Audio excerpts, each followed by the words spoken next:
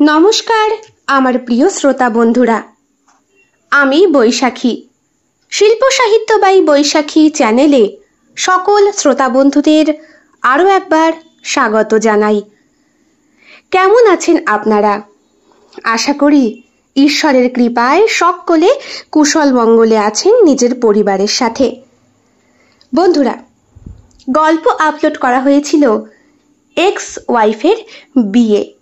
যারা মন্তব্য করেছেন তাদেরকে অসংখ্য ধন্যবাদ। যারা গল্পটি শুনে লাইক করেছেন এবং শেয়ার করেছেন সেই সমস্ত শ্রোতা বন্ধুদেরকেও জানাই অসংখ্য ধন্যবাদ পাশে থাকার জন্য আর সাহায্য এবং সহযোগিতা করবার জন্য।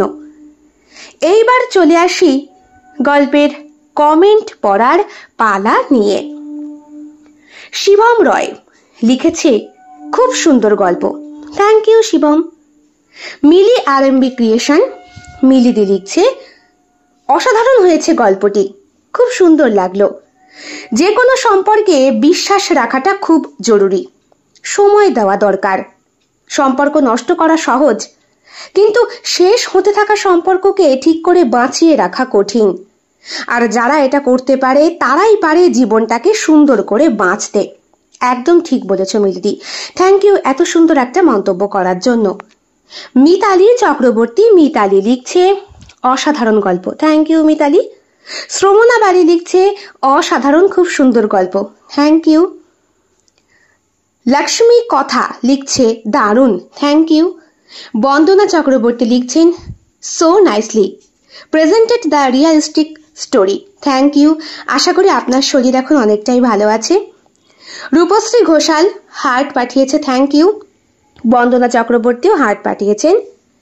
নিশীত মণ্ডল লিখছেন ম্যাডাম গল্পটির নাম হানিমুন রাখাও যেত। খুব সুন্দর হয়েছে গল্পটি, অসাধারণ, দারুণ। একই সঙ্গে 10-12টা চরিত্র রূপায়ণ করা যা তা ব্যাপার নয়। ভালো থাকবেন, ধন্যবাদ। থ্যাংক ইউ নিশীতবাবু এত সুন্দর একটা কমেন্ট করার জন্য। বিশ্বজিৎ ঘোষ লিখছে ভালোবাসার মতো পবিত্র কিছু হয় না। একদম ঠিক। দেবাশিস হাজরা লিখছে খুব সুন্দর দিদি, আমাদের এখানে খুব বৃষ্টি হচ্ছে। আপনাদের ওখানে কি বৃষ্টি হচ্ছে দিদি? বলে রাখি, হ্যাঁ, গত কয়েকদিন খুব বৃষ্টি হয়েছে, তবে আজ এই মুহূর্তে বৃষ্টি হচ্ছে না। সকালের দিকে হয়েছিল ছিটে ফোটা।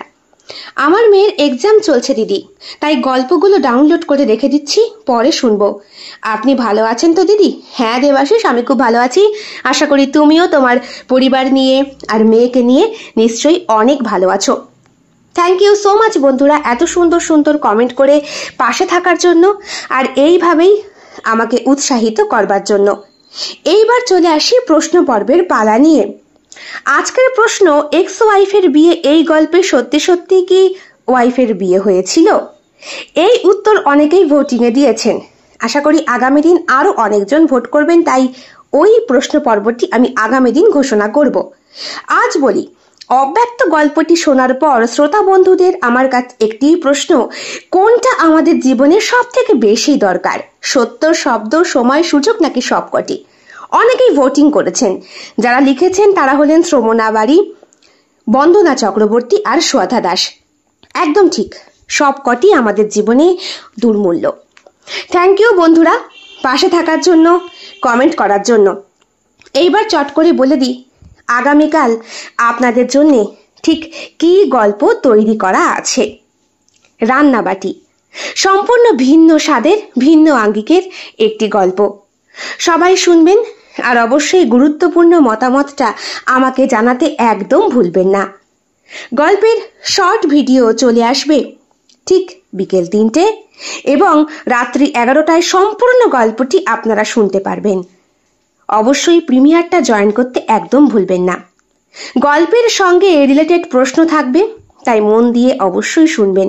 সঠিক উত্তরদাতাদের নামটা আমি ঘোষণা করে দেব আগামী পর্বে। থ্যাংক ইউ সো মাচ পাশে থাকার জন্য আর এইভাবে সাহায্য সহযোগিতা করার জন্য। দেখা হচ্ছে আগামীকাল। সবাই ভালো থাকবেন, সুস্থ থাকবেন, এটাই কামনা করি।